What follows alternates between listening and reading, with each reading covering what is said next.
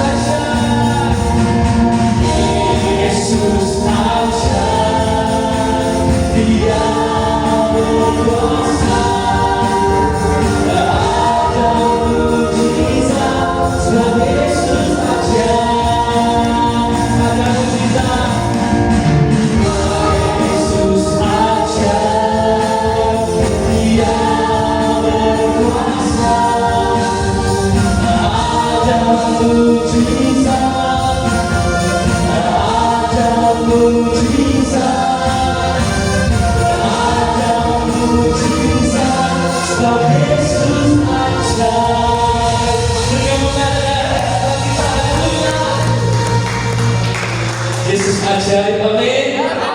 Tiba saat kita memuji Tuhan, haleluya. Engkau ajaib Tuhan, haleluya.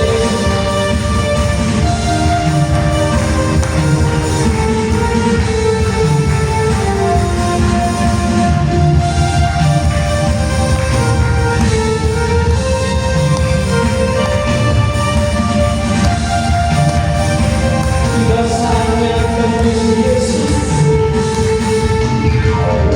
Tiba saatnya kami berkumpul bersama.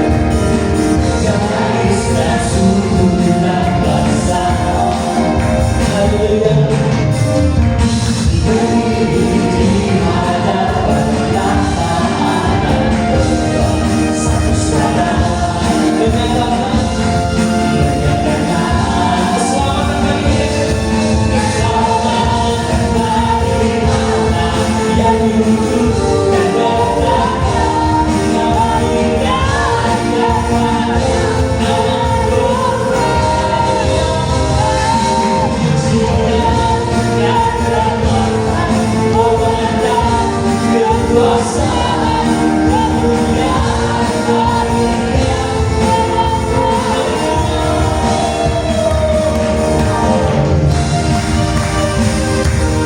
Tiba saatnya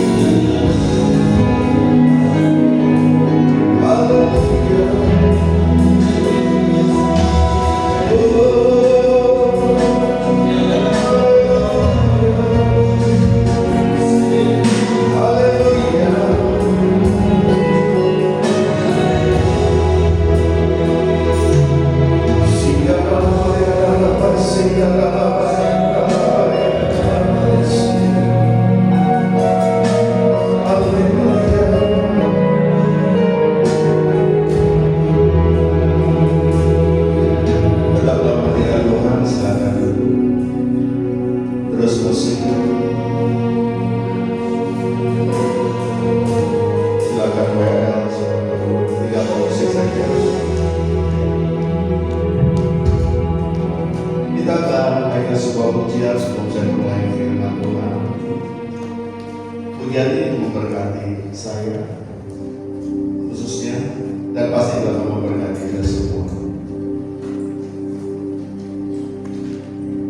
Kita akan belajar Yesus sendiri.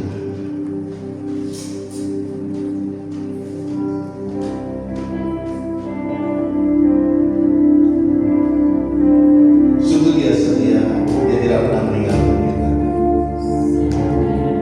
Yang terpenting ketika masalah datang, ialah hati kita tetap bersyukur. Amin. Haleluya.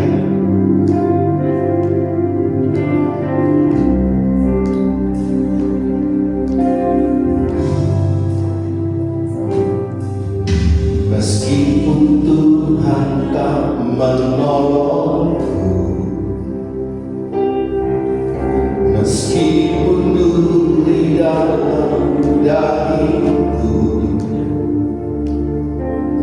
ku tetap memilih dan percaya dan mengucap syukur.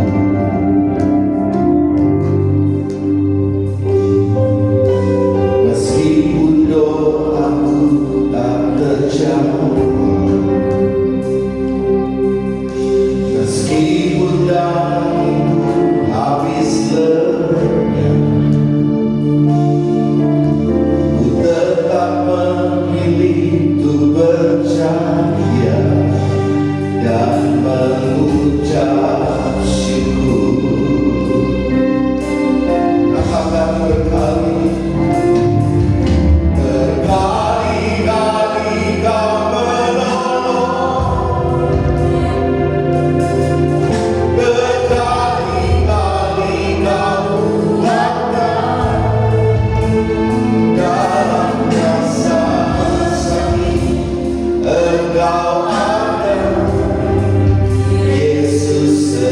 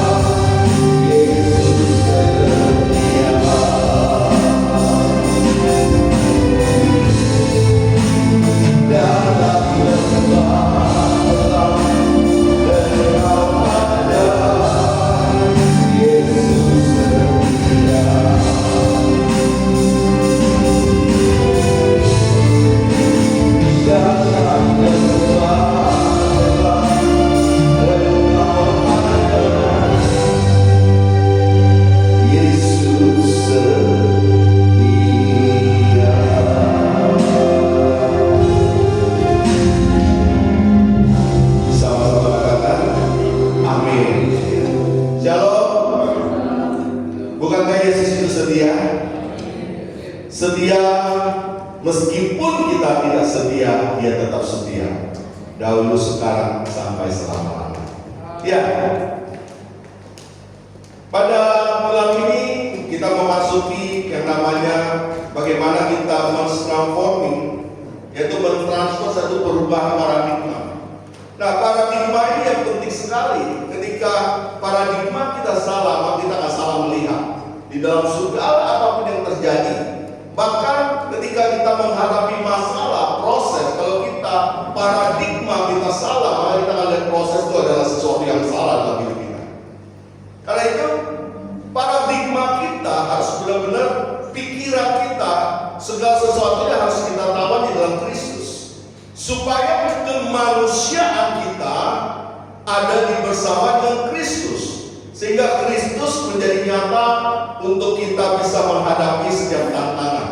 Nah, tema ini ketika saya satu hari saya sudah selesaikan lagi bimbingan, apa sengaja saya melihat sebuah media sosial yang tulisannya I must be strong. Kata-kata ini nancep langsung ya, ketika saya sedang menyiapkan khotbah. Karena saya tahu akhir-akhir ini banyak yang sedang lemah, banyak yang sedang goyah, banyak yang sedang di dalam kelelahan, keletihan. Keletihan apa? Karena masalah. Karena selama kita hidup, kita gak luput dari masalah. Karena itu cara kita pandang, kita harus benar pada masalah. Karena Yesus tidak pernah menjadikan hidup tanpa masalah.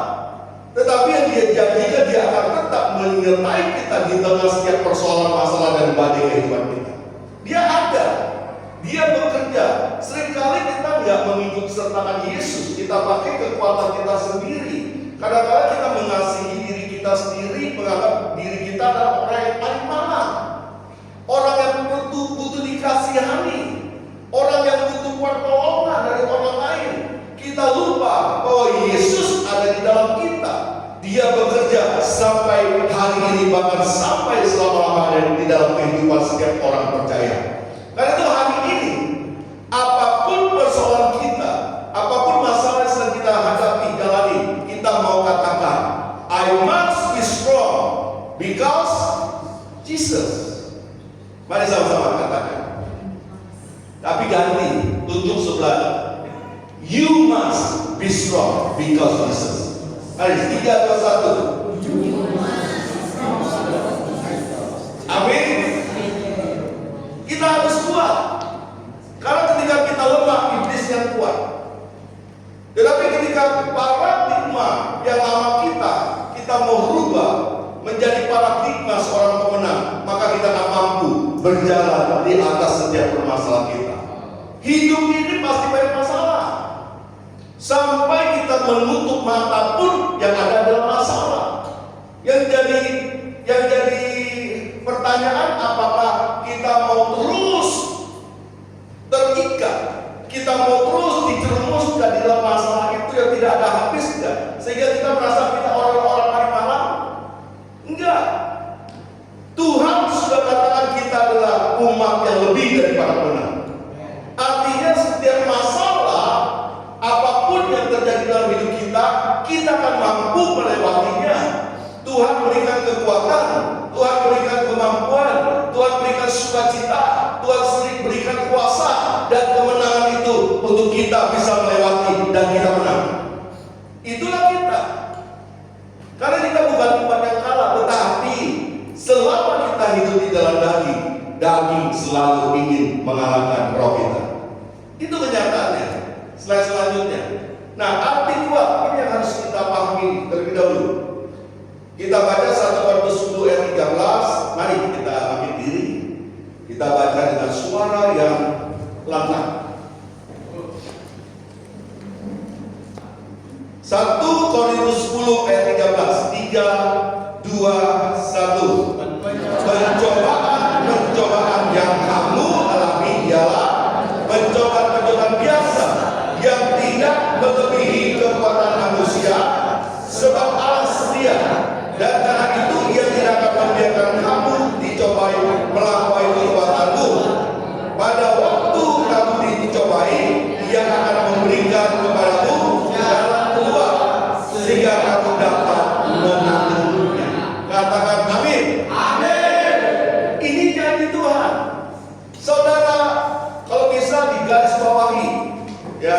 bahwa setiap apapun proses pencobaan itu tidak akan melampaui kekuatan kita, kodrat kita sebagai manusia.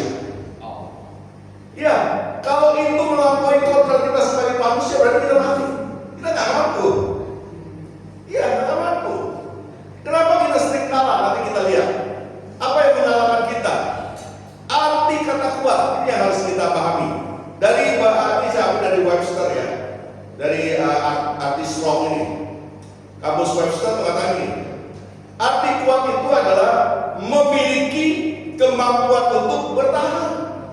Bertahan di tengah badai, bertahan di tengah pencobaan, dan melawan. Nah, ini yang penting. Seringkali kita pasrah.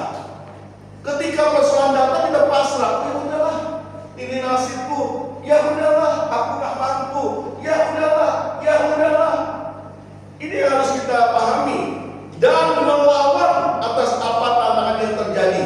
Karena segala sesuatu yang terjadi, kita bisa melawannya dan kita bisa memenangkan peperangan itu bersama dengan Tuhan kita. Amin. Amin.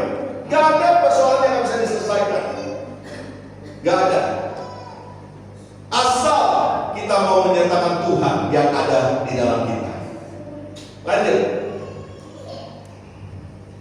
Tuhan tidak pernah merancang yang tidak baik. Gak pernah. Dosa yang membuat segala sesuatu yang tidak baik. Dasar ketika manusia berbuat dosa, maka segala sesuatu menjadi tidak baik. Tetapi kasih karunia melalui Kristus itulah yang mendatangkan kebaikan bagi kita. Ketika kita terima Kristus, sesungguhnya segala yang tidak baik itu sudah diambil oleh Tuhan, diganti yang baik.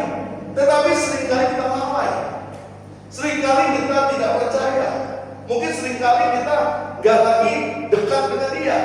Seringkali kita mengabaikan perintah-perintah Tuhan. Seringkali hidup kita semaunya kita.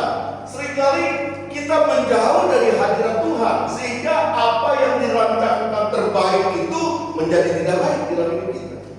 Termasuk di dalam keluarga kita, termasuk juga hubungan kita dengan anak-anak, termasuk hubungan kita dengan suami dan istri. Tuhan selalu merancangkan yang terbaik. Dalam Yeremia 29 ayat 11 berkata gini, sebab aku mengetahui rancangan-rancangan apa yang ada padaku mengenai kamu. Demikianlah firman Tuhan, yaitu rancangan damai sejahtera dan bukan rancangan kecelakaan, untuk memberikan kepadamu apa? Baca 3, 2, 1. Hari depan yang penuh harapan, bukan kegagalan, bukan. Tetapi yang kita hadapi sepertinya kelelahan. Kita merasa hidup ini gagal. Nah, itu banyak terjadi hari-hari ini. Orang-orang yang lelah menghadapi kehidupan, orang-orang yang lelah menghadapi masalah. Karena itu hati-hati. Musuh utama manusia adalah lanjut. Nah, ini yang ingin saya sampaikan. Apa musuh utama manusia? Lelah dengan situasi dan kondisi yang jauh dari kata baik. Lelah dengan kondisi ekonomi. Lelah dengan sakit penyakit. Lelah dengan hubungan yang tidak baik. Bahkan lelah ketika merasa loneliness, sepi, gak ada yang memperhatikan, merasa kesendirian, lelah. Hati-hati, ketika kita dihinggapi yang namanya lelah dan kehidupan ini, maka iblis akan semakin kuat. Iblis yang akan mengambil alih hidup kita dari segala kelelahan kita. Bahkan generasi juga, aduh aku capek, aku lelah. Banyak ketika kita bicara dengan generasi, mereka hidup di dalam kelelahan. Bahkan tidak sedikit tadi, ketika tadi pagi, saya sudah dapat beberapa waktu yang lalu bahwa ada generasi kita yang ingin bunuh diri beneran.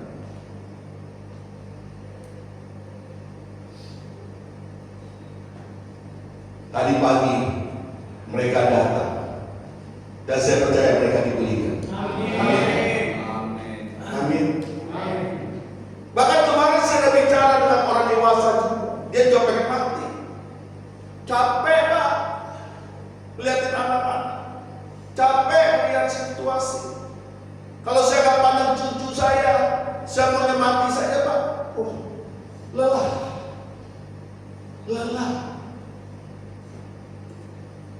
Kalau saya nggak ingat anak saya mau mati aja Pak. Lelah. Tetapi ketika pikiran kematian itu ada dan tertancap, maka roh kematian itu akan mengikuti saudara seumur hidup sebelum saudara melepaskan. Hati-hati. Ini benar. Teman saya tadi pagi saya saksi dari seorang keluarga kaya. Ketika dia menikah dengan wanita yang derajatnya berbeda secara magang. Nah ini ada ya di suku-suku bahkan di orang-orang Cina. Gak disetujui. Ketika itu dia hidup susah pada orang kaya. Dia harus banting tulang, tinggal di kosan yang jelek. Sekarang itu teman sekolah saya yang kecil. Ya, saya bisa tahu kehidupannya dari orang serba ada.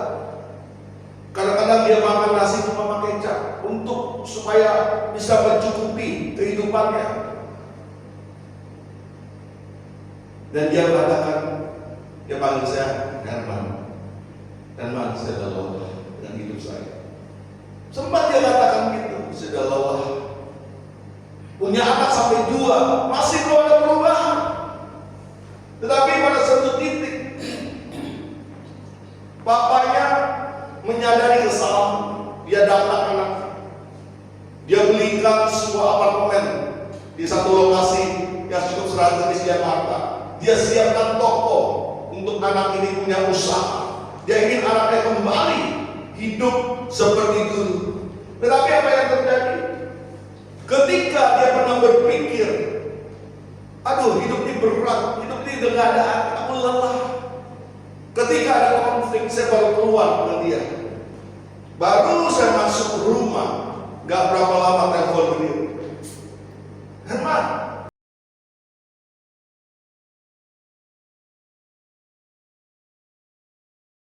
kaget saya langsung saya. Ya sudah ada polisi dari Polsek Tambora sudah. Maaf, roh mau mengikuti dia ketika dia merasa aku pengen mati aja, aku lelah. Pada saat titik maka roh itu akan benar-benar terjadi, dan itu bisa terjadi di dalam kehidupan saudara saya. Tahu dia tali rafia badannya lebih gede dari saya, tinggi. Terus tahu cara dia menikah? Ini bisa diinjak. Dia angkat kaki gini, meninggal.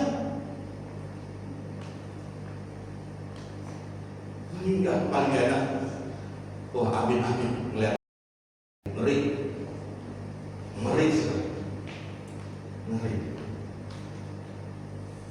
dimulai dari apa? Lelah.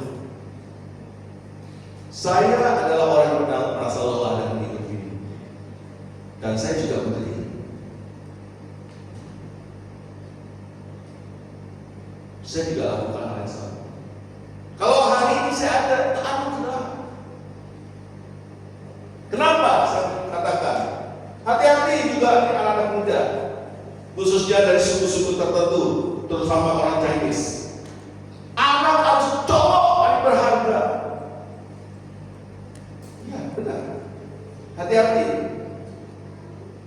Tidak ada putra-putri bayi yang lahir itu maunya dia. Itu Tuhan yang kirim. Ketika itu ada, maka sesungguhnya Anda sedang menolak anak itu lahir di dunia. Maka roh maut, roh kematian, roh kecelakaan sedang mengikat anak itu. Itu terjadi dalam hidup saya. Anak pertama, mama saya punya mau cewek, keluar cowok, tertolak. Anak kedua juga dia mau cewek, keluar cowok, tertolak. Anak ketiga saya keluar, dia pengen cewek lagi, keluar lagi cowok. Ini kebalik ya, sebenarnya orang Chinese maunya gitu kan cowok kan. Dia mau cewek, beda ya mama saya, agak sedikit beda. Yang keempat, baru dia pasrah. Selamatlah adik saya kembar. Hari ini kakak saya keluarganya hidupnya hancur. Yang nomor 2 hidupnya hancur. Saya 5 kali di dalam kematian, mau mati, hidupnya juga hancur. Tetapi oleh anugerah saya terima Yesus dan saya ada sampai hari ini dan dipulihkan. Contoh.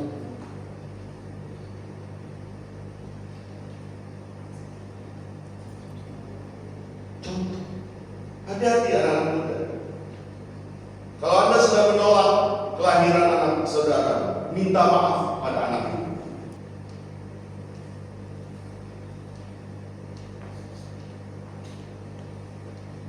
Ayo sadar orang tua. Yang menciptakan kutuk itu kadang-kadang orang tua sendiri terhadap generasi seperti saya.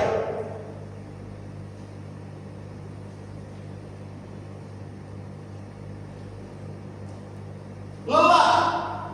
Hati-hati ketika roh kematian, roh ingin bunuh diri, roh ingin mengakhiri hidup itu ada, maka itu akan membelenggu saudara sampai pada titik saudara lemah, maka iblis semakin kuat untuk mengambil nyawa saudara seperti yang terjadi dalam hidup saya dan sahabat saya. Cuma Yesus yang bisa menyelamatkan hidup saudara. Amin. Amin. Waktu itu saya sempat bicara tentang itu. Saya bilang gak boleh ada lagi yang bilang cowok itu lebih berharga dari cewek. Tidak, itu zaman menjadi lama. Zaman para nabi.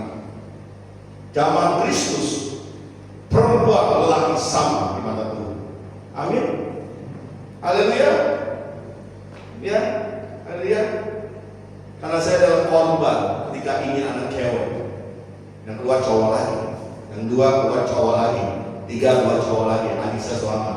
Adik saya itu hidupnya bisa dibilang aman-aman saja. Tetapi yang tiga ditolak ini. Sebelum saya terima Yesus, hidup saya di jalanan kagak karu-karuan, narkoba, segala sesuatu yang jelek itu terjadi di hidup saya. Dan juga kakak saya nomor 2, kakak saya nomor 1. Karena tertolak.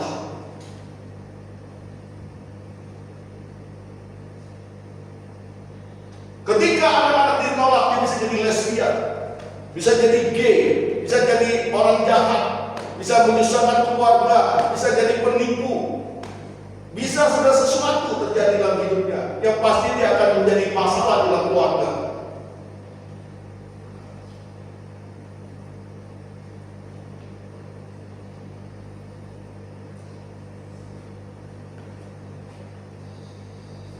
Generasi gak ada yang mau seperti ini, Bapak Ibu. Amin. Karena itu, mari ketika kita mengalami kelelahan secara ekonomi, sakit kita yang gak sembuh-sembuh, hubungan kita antara suami istri, anak, dan kita merasa kesepian, datang kepada Yesus. Datang kepada Yesus. Cari Yesus. Cari kehendaknya. Karena itu anak-anak kita rajin untuk kita bawa ke gereja. Kita dekatkan dengan Tuhan, khususnya anak-anak yang kita tahu adalah orang-orang yang pernah ditolak di dalam kandungan. Rajin untuk bawa dekat dengan Tuhan. Hanya kasih karunia yang bisa menyelamatkan anak ini. Saya kalau nggak kenal Yesus, saya percaya hari ini saya nggak ada. Saya percaya. Besok ada minggu terakhir itu adalah guru agama saya dari kecil. Tanya dia. Ya, dulu saya bukan bandel saya bukan orang Kristen. Tapi pas saya sekolah kan dari kecil ada sekolah Betel Jakarta. Saya percaya dia berdoa untuk saya dan saya diselamatkan. Amin.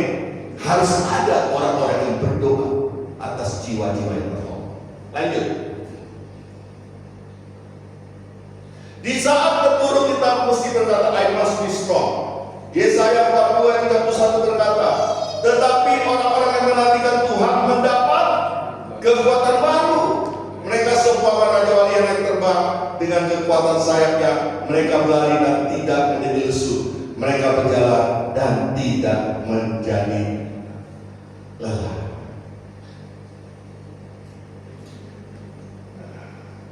Lanjut yang berikutnya saya mau masuk sebelum saya akan berdoa. Prinsip pola pikir kerajaan.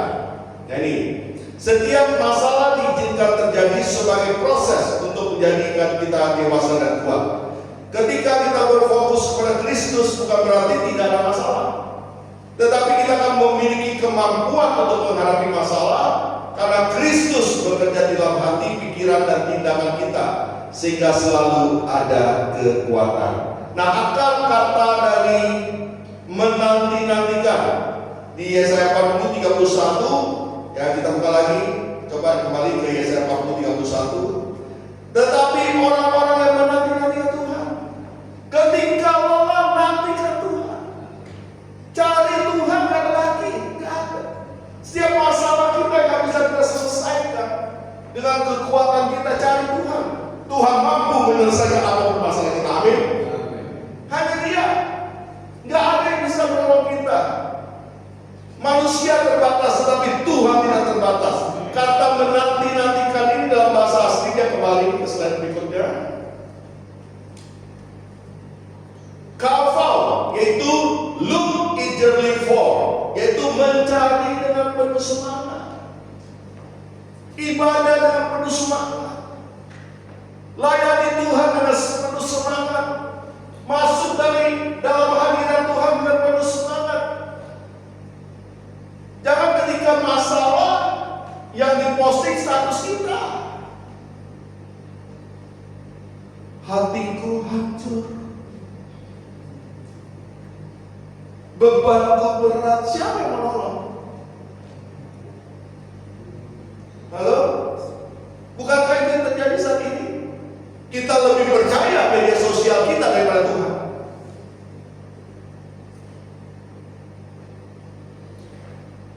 Kita ekspresikan masalah kita di media sosial, tetapi kita lupa mengekspresikan setiap masalah kita atau kita datang dengan Tuhan.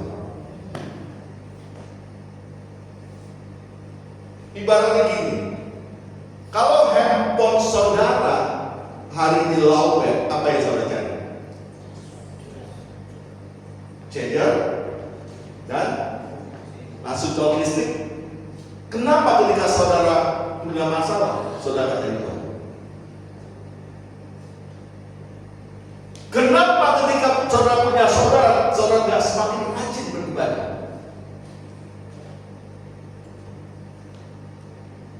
Aneh ya? Padahal kita adalah cinta Tuhan, gambaran Tuhan yang sempurna. Kenapa kita gak cari Dia? Kalau charger handphone ada lautan, kita buru-buru ambil charger, kita cas, kita colok. Bukankah dia sumber kehidupan, sumber jawaban, sumber berkat? Kenapa kita cari Dia? Kenapa kita cari yang lain? Manusia tidak pernah bisa menyelesaikan masalah kita dengan tuntas, tetapi Tuhan pasti tuntas menyelesaikan masalah kita. Berikan doa kita. Haleluya. Seumpama Raja Wali mendapatkan kekuatan baru. Kekuatan seperti apa yang ingin Tuhan hadirkan? Pasti ada kekuatan Tuhan sendiri. Kekuatan para malaikatnya yang mengcover hidup kita, dan juga Tuhan memberikan kekuatan naluri kita sebagai manusia. Itu yang Dia berikan. Dia berikan ketika kita datang dengan giat, datang dengan sungguh-sungguh untuk masuk dalam hadirat Tuhan. Kita tidak akan menjadi lemah. Tetapi kalau kita sedang ada masalah, kita nggak mau masuk dalam hadirat Tuhan, maka iblis yang semakin kuat, iblis yang akan menjadi bulan-bulanan dalam hidup kita. Dia akan peras kita, dia akan hancurkan hidup kita. Bahkan bisa-bisa kita akan lelah dan mau mati. Hidup ini berat, hidup ini banyak tantangan, hidup ini banyak persoalan, tetapi bersama Yesus akan ada kekuatan dan akan jadi ringan. Amin. Haleluya. Haleluya. Saya nggak tahu apa yang menjadi persoalan. Jangan pikir remaja, pemuda nggak ada persoalan. Kadang-kadang mereka juga berpikir, aku lelah.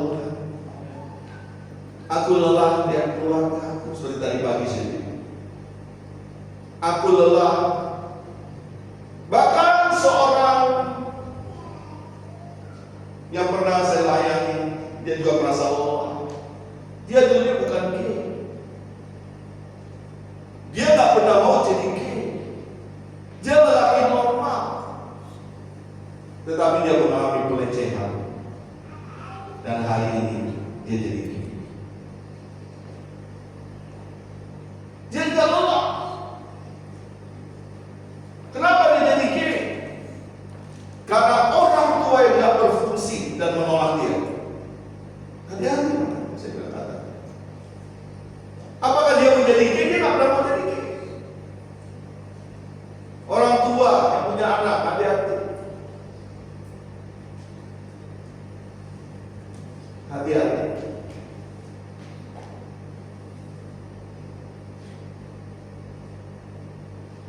Gak mudah, saudara, bagi yang punya anak. Khususnya kalau yang pernah menolak anaknya, doakan anak itu. Doakan. Doakan. Michael Jackson bisa jadi begitu karena ada penolakan di dalam keluarga.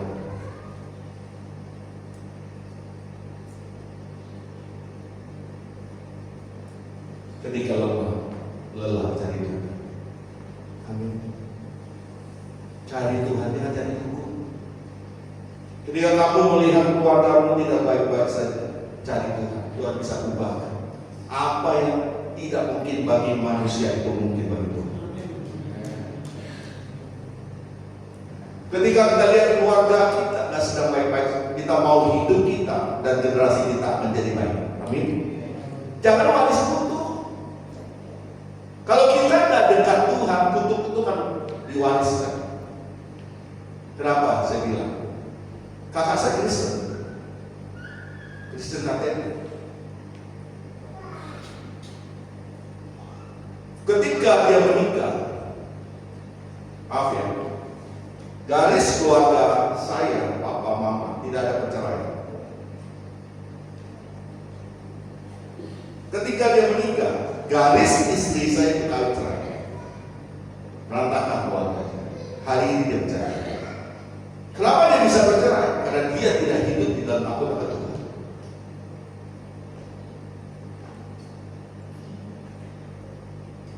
Itu terjadi hari ini, dan anaknya masih kecil-kecil. Itu jadi beban untuk kami juga berdoa. Anak kecil. Dia hanya Kristen kok, tapi tidak ada gereja. Kutuk akan tetap berlaku bagi orang-orang yang jauh dari hadirat Tuhan.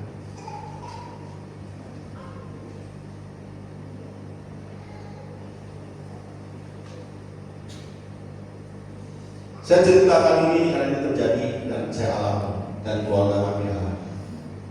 Mari cek anak muda. Kalau kalian lihat mungkin di atas kalian keluarga kalian tidak baik-baik, pastikan hidup kalian harus baik dan anak-anak kalian harus lebih baik. Kutuk harus dipatahkan. Dalam darah Yesus ada kemenangan. Kalau saya tidak hidup dalam anugerah Kristus, sepertinya hari ini saya tidak ada.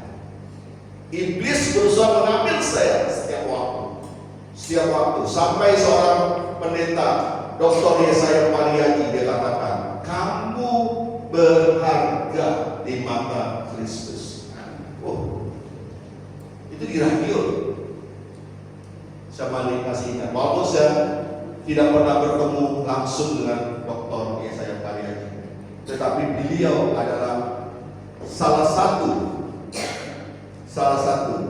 orang yang dipakai Tuhan untuk berbicara untuk saya benar-benar hidup di dalam anugerah Tuhan.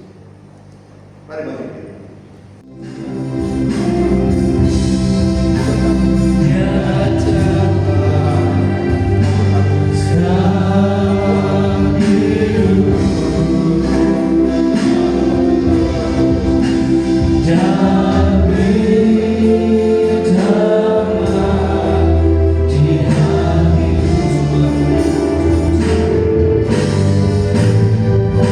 Semua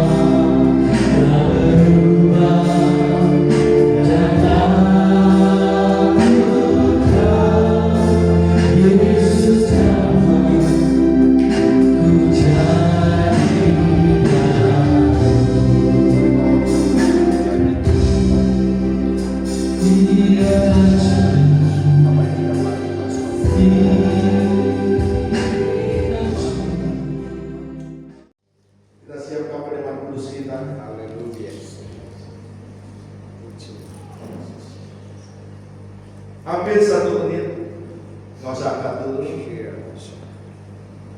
Kalian taruh tubuh ini di dada kalian. 1 menit sebelum terima perjamuan kudus, berdoa. Berdoa. Apa yang menjadi beban di dalam keluarga besar? Saudara, ayah, ibu, berdoa. Dan percayalah pada kuasa darah Yesus. Yesus yang 2000 tahun lalu sudah mati, tetapi kabar baiknya dia hidup. Dia mampu memberikan hidup. Dia mampu untuk menyelamatkan keluarga. Dia mampu untuk memberkati hidup. Bahkan ketika keluarga Musa sedang dalam kutuk, percayalah dan imani, kutuk sudah dipatahkan oleh karena kuasa darah Yesus. Mari angkat roti ini. Percayalah saudara bahwa roti yang saat kita tinggikan benar-benar merupakan persekutuan kita dengan tubuh Tuhan Yesus. Amin. Mari kita terima dalam nama Yesus.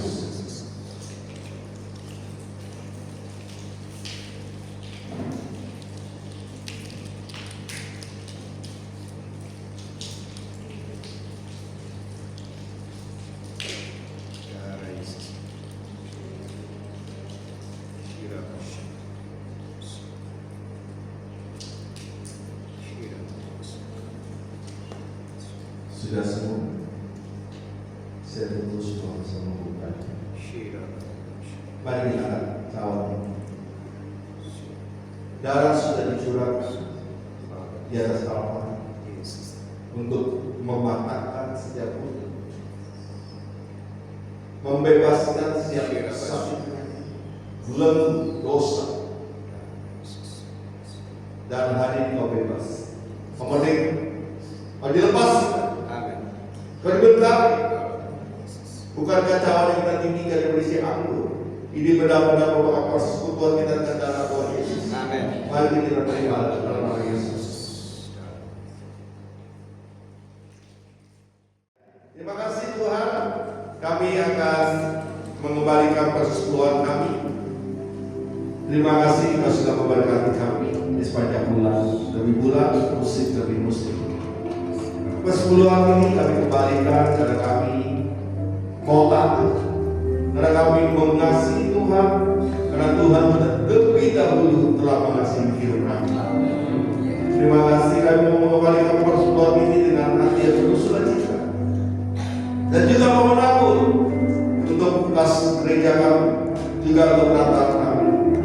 Terima kasih, terpujilah nama Tuhan. Kami siap menabur mengembalikan persepuluhan kami di dalam nama Tuhan Yesus.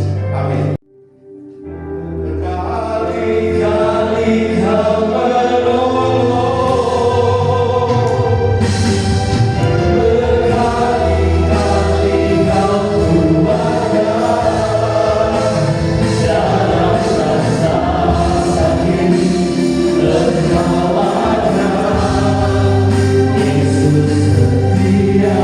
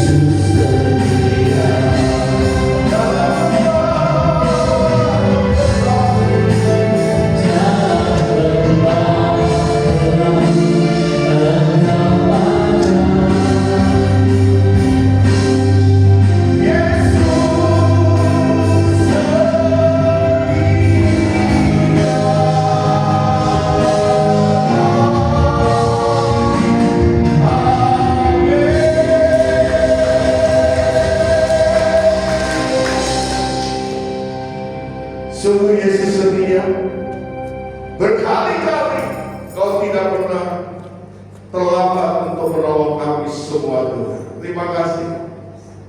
Terima kasih untuk ibadah pada malam hari ini. Terima kasih Tuhan. Terima kasih. Mari jemaat yang terkasih, kita akan pulang. Kita akan tangan kita, dan kita akan pulang. Tuhan menyertai. Tuhan memberikan kekuatan yang selalu baru di dalam hidupmu. Kau akan punya paradigma yang baru ketika masalah datang. Ketika masalah datang,